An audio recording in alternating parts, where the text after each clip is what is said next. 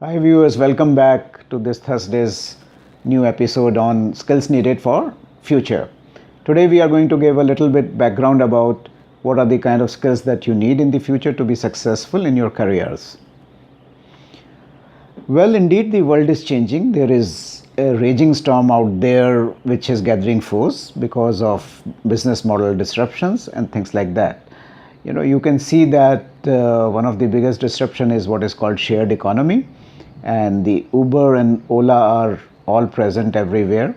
And what it has created, it has brought down the earlier jobs of being of drivers, but it had brought forward what is called driver owners.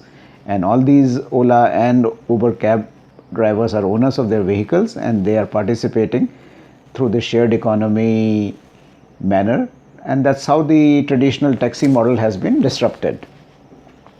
And there are many other rapid developments in artificial intelligence, robotics, virtual technology, nanotechnology, wearable technology, what you call. So winds of change are indeed blowing very hard. Earlier, all these technologies were being built in silos, but now they're all converging into one huge force which will create an altogether different world. Let's classify the forces of change that you are witnessing now. One could be what is called in the forces of change in technological spectrum. Other could be in demographics, that is young population, old population.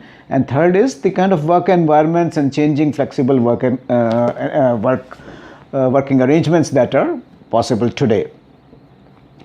In terms of technological spectrum changes, there has been advances in computing power, big data has been around, which creates huge amounts of data, and one has to infer or draw out inferences from that data.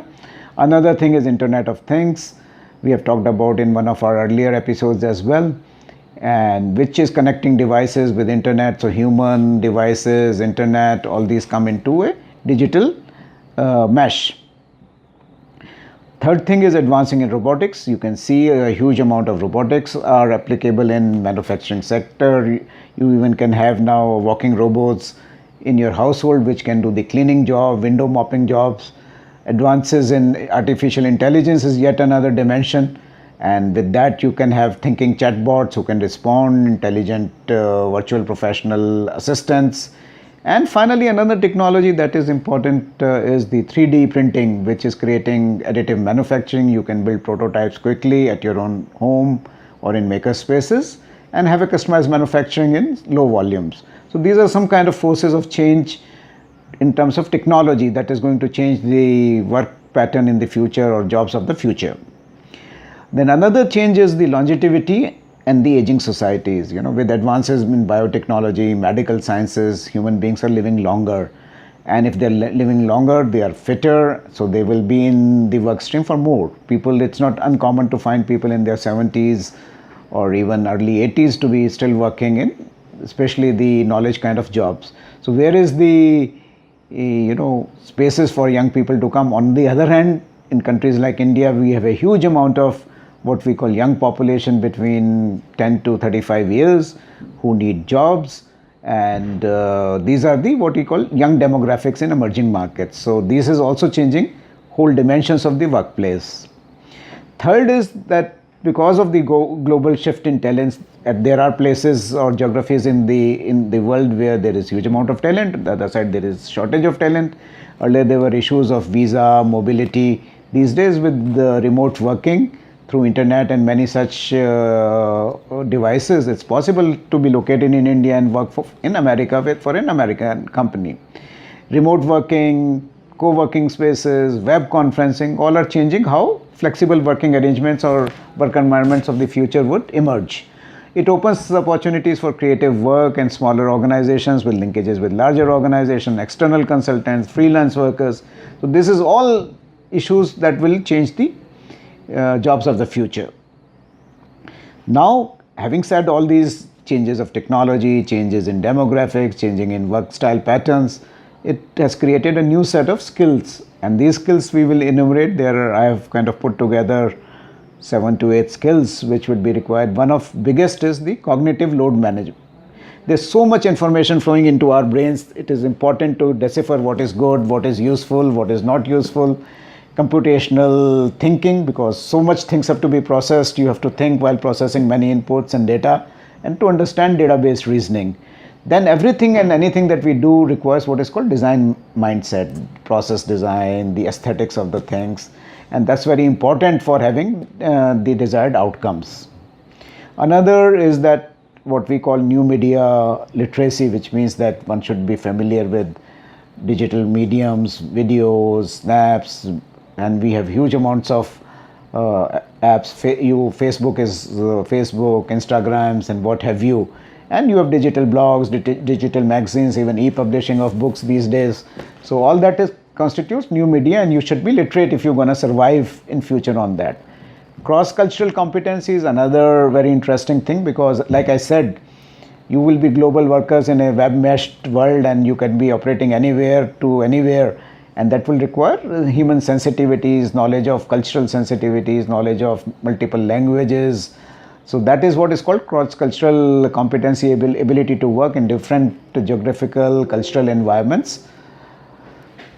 Novel and adaptive thinking. This is another important idea, because proficiency in coming up with new solutions, new way of doing things, all these new startups are built around what is called adaptive learning or new learning, and also things like deep learning, machine learning are creating an ability for you to have an adaptive thinking or learning mechanism. Social intelligence, because humans are social beings and it is important to connect socially, and these social webs, whether it's LinkedIn or whether it's Facebook, these are new emerging social webs, and what are the etiquettes, how you stimulate reactions, how you get desired interactions.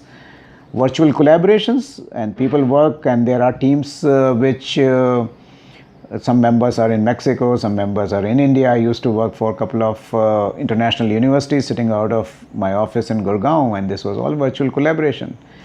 And transdisciplinarity is yet another area. Earlier one used to be master, there used to be a saying, jack of all, master of none, but now you have to be a master of multiple things, and you should have literacy and ability to know not just the computer science, but creative arts, communication abilities, languages. So one has to be transdisciplinary in the skill set. Having said that there are forces of change in workplace, there are kind of skills that are required in the future. What should educational institutions do? Well, to my mind, there are 3-4 things that they can do immediately. One is that curricula should be embedded into things like media thinking, media literacy, critical thinking, design skills, and curriculum should use some of these media within the curriculum or while teaching learning processes to inculcate this skill among the learners. Second is very important to have experiential learning component, ability to work, which creates the ability to work together in virtual teams, create some kind of virtual internships where you are based in this country but working with the international colleagues. Lifelong learning is another thing, because learning gets, and like I said, so many new skills are required and learning gets stale very soon. So lifelong learning new skills as the new emerging. So let's say a lot of people used to be statistician, now they are converting themselves into data scientists, because big data and things are the needs of the hour. So that is one example of statistician turning into decision scientist, turning into big data analyst, what have you.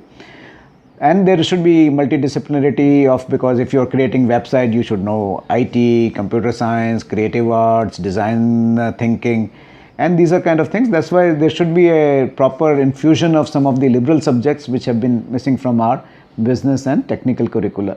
So to my mind, these are 4 things which institutions can do very quickly. And now I am open to some questions, and let's see if we have any questions on this talk.